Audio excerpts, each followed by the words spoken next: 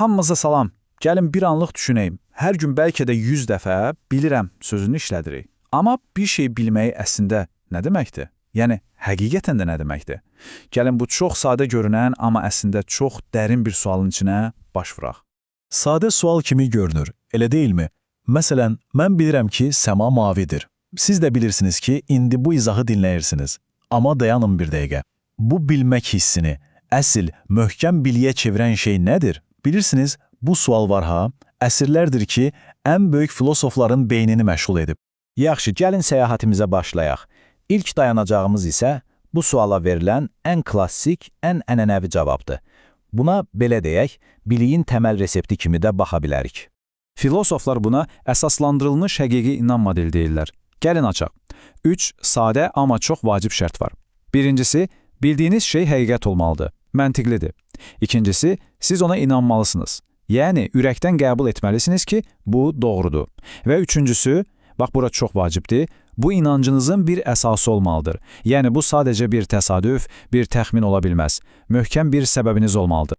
Və bilin ki, bu heç də yeni bir fikir deyil. Hələ qədim Yunanıstanda, Platonun dialoqlarında Sakrat deyirdi ki, təkcə doğru fikrə sahib olmaq bilmək demək deyil. Təsəvvür edin, qəpik atırsınız və təsadüfən düz tapırsınız. Siz bunu bilirdiniz? Xeyr, əlbəttə ki, yox. Sadəcə bəxtiniz gətirdi. Məhz bu üçüncü şərt, yəni əsaslandırma, belə şanslı təxminləri bilikdən ayırmaq üçündür.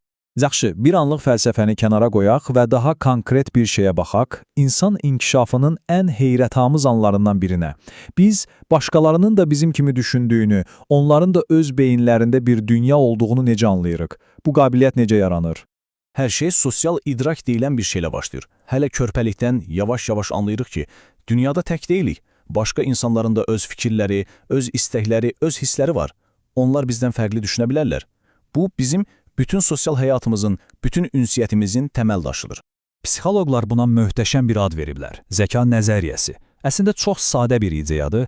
Mənim beynimdəki düşüncələr, sənin beynindəki düşüncələrlə eyni deyil. Bax, bu fundamental anlayış empatiya qurmağımızın, kimisə aldatmağımızın, hətta normal ünsiyyət qurmağımızın belə əsasını təşkil edir. Məhz bir uşağın bu zəka nəzəriyyəsini qazanıb-qazanmadığını necə bilmək olar? Bunun üçün çox klassik bir test var. Yanlış inanc tapşırığı deyirlər. Gəlin ssenarini quraq. Deməli, Max adlı bir uşaq var. O, sevimli küçüyünü qırmızı bir kutuya qoyur. Sonra otaqdan çıxır. Max otaqda yoxkən küçücük qırmızı kutudan çıxıb mavi kutuya girir. İndi, Max otağa geri qayıdır. Və testin can alıcı sualı budur. Max küçüyünü axtarmaq üçün ilk hansı qutuya baxacaq? Qırmızı qutuya, yoxsa mavi qutuya? Bax, bu sadə sualın cavabı uşağın başqa bir insanın beynində nələr baş verdiyini anlayıb anlamadığını bütün çılpaqlığı ilə ortaya qoyur. İnanılmazdır, amma cavab uşağın yaşından asılı olaraq dəyişir. Təxminən 3 yaşlı bir uşaqdan soruşsanız, deyəcək ki, mavi qutuda. Niyə? Çünki uşaq küçüyün əslində harada olduğunu bilir və düşünür ki, hamı bunu bilir.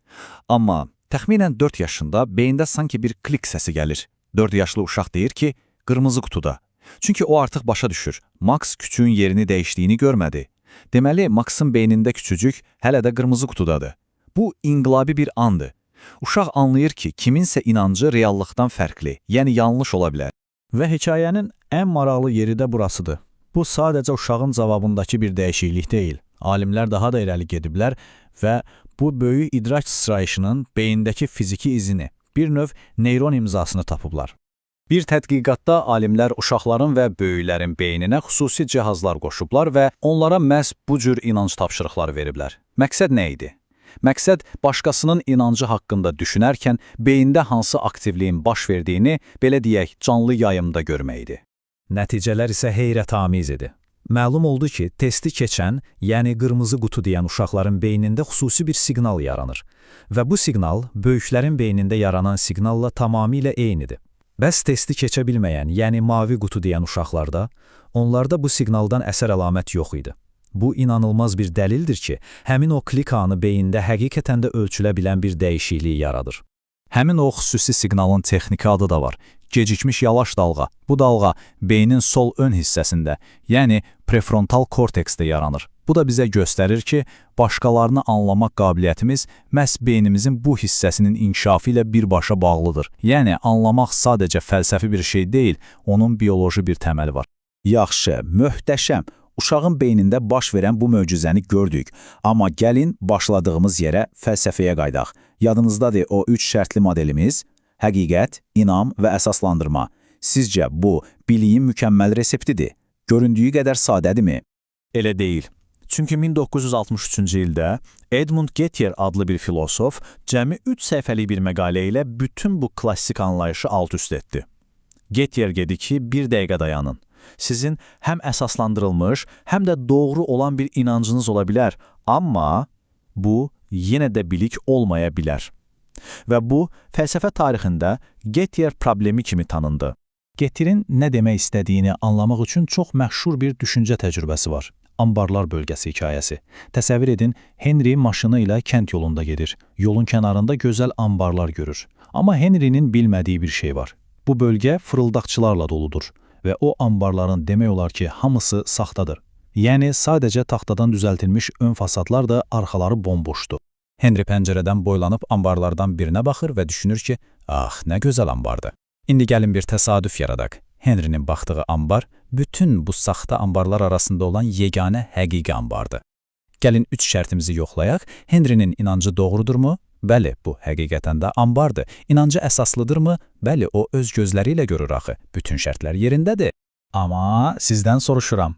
Henry həqiqətən də onun ambar olduğunu bilir, yoxsa sadəcə bəxti gətirdi?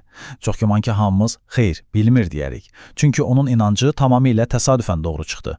O, 1 metr kənardakı saxta ambara baxıb eyni şeyi düşünə bilərdi və o zaman yanılmış olacaq. Fəlsəfədə buna epistemik bəxt deyirlər, yəni biliyə aid olan şans. Bu o deməkdir ki, sizin inancınızın doğru çıxması sizin sağlam mühakimənizə görə deyil, sadəcə kör təsadüfə görədir. Məhz bu epistemik bəxt faktoru Henry'nin 3 şərti ödəməsinə baxmayaraq onun vəziyyətini bilikdən ayırır. Beləliklə, gəlin bütün parçaları birləşdirək. Bir yanda uşaq psixologiyası və beyin siqnalları, digər yanda isə qədim fəlsəfə və saxta ambarlar. Bütün bu səyahət bizi bilmək haqqında hansı nəticəyə gətirib çıxardı?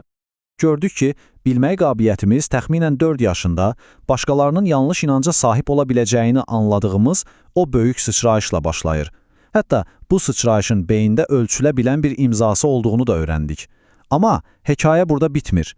Böyüyüb yetkin insan olduqda belə başa düşürük ki, bilmək sandığımız bir çox şey əslində təsadüfən doğru çıxan güclü inanclardan başqa bir şey olmaya bilər. Ona görə də növbəti dəfə rahatlıqla mən bunu bilirəm dediyiniz zaman bir anlıq dayanıb özünüzdən soruşun. Mən bunu həqiqətən bilirəm, yoxsa sadəcə ambarlar bölgəsindəki Henry kimi bəxtim gətirib? Bu, üzərində düşünməyə dəyər bir sualdır.